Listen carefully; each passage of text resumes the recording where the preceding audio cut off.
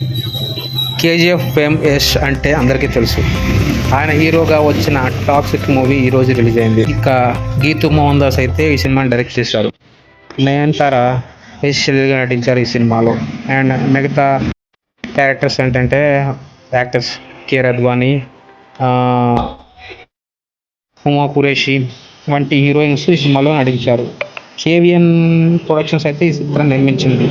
ఈ సినిమాపై చాలా రోజుల నుంచి భారీ అంచనాలు ఉన్నాయి. ఎందుకంటే యష్ సినిమా కాబట్టి దేశవ్యాప్తంగా ప్రమోషన్స్ కూడా బాగా చేశారు. ఇక సినిమా రివ్యూకి వస్తే యష్ గోవా మీద బాగా పట్టు సాధించాలనుకుంటాడు. అయితే నయనతార ఆయన చెప్తారు క్యాన్సిల్ సాయంతో ప్రయత్నాలు మొదలుపెట్టారు. ఇక గోవాని ఏలుతున్న సల్వడార్ కూతురు కియారా అద్వానీ లవ్ చేసి గోవాని సొంతం చేసుకున్నాడా లేదు. ఈ గోవాని సొంతం చేసుకునే తరుణంలో జరిగిన వార్ అండ్ వైలెన్స్ సీన్స్ ఎలా ఉంటాయో మీరు సినిమా చూడాల్సిందే. సినిమా ఆటోగ్రాఫ్ అయితే బాగానే ఉంది. విఎఫ్ఎక్స్ పర్లేదు and background music okay. Violence మాత్రం బాగా ఎక్కువ ఉంది.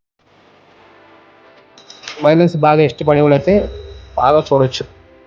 అండ్ కొంచెం లెంతీగా ఉంది, పర్లేదు అనిపించింది. కొన్ని కొన్ని సీన్లు అయితే లొకేషన్స్ మాత్రం అదిరిపోయాయి.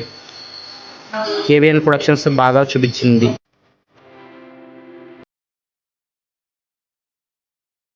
టాక్సిక్